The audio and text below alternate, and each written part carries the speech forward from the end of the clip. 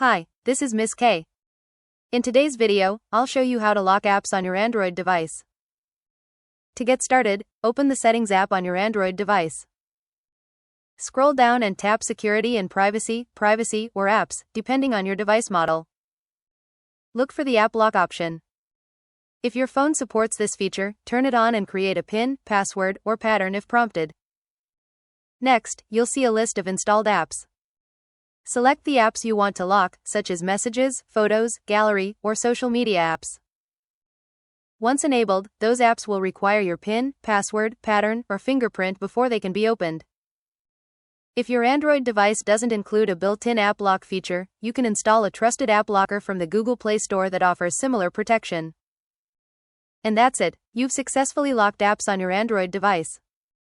Happy watching! Don't forget to like, share, and subscribe for more helpful tutorials.